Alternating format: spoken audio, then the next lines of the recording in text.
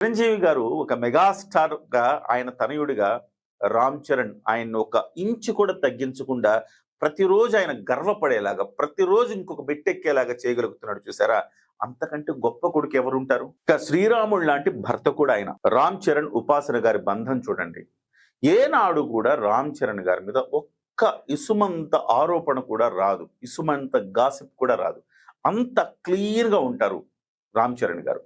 So అందుకే ఆయన శ్రీరాముడు లాంటి భర్త కూడా. ఇకపోతే శ్రీరాముడు లాంటి తండ్రి కూడా ఆయన. ఇవాళ శివరామ్, అలాగే అన్వీర, ఇంకో పెద్ద పాప, ఇలాగా ఆయన ఒక తండ్రిగా కూడా శ్రీరాముడు బాధ్యతలు ఆయన పోషిస్తూ ఉంటారు. సో ఇకపోతే శ్రీరాముడికి, ఆంజనేయ స్వామికి, చిరంజీవి ఫ్యామిలీకి చాలా అవినాభావ సంబంధం ఉంటుంది. శివశంకర్ వరప్రసాద్ చిరంజీవిగా మారిన, కళ్యాణ్ బాబు పవన్ కళ్యాణ్ అయినా, ఆ రాముడి పాదాల చెంత రామచరణుగా ఉండే ఆంజనేయ స్వామి పేరు రామ్ చరణ్ గా చిరంజీవి గారు తన తనయుడికి పెట్టుకున్న, రామ్ చరణ్ తన తనయుడికి శివరామ్ అని పేరు పెట్టుకున్న, ఏ రకంగా చూసినా వాళ్ళ కుటుంబం రాముడితోటి ఆంజనేయుడితోటి పెనవేసుకుపోయింది అని చెప్పాలి. అదే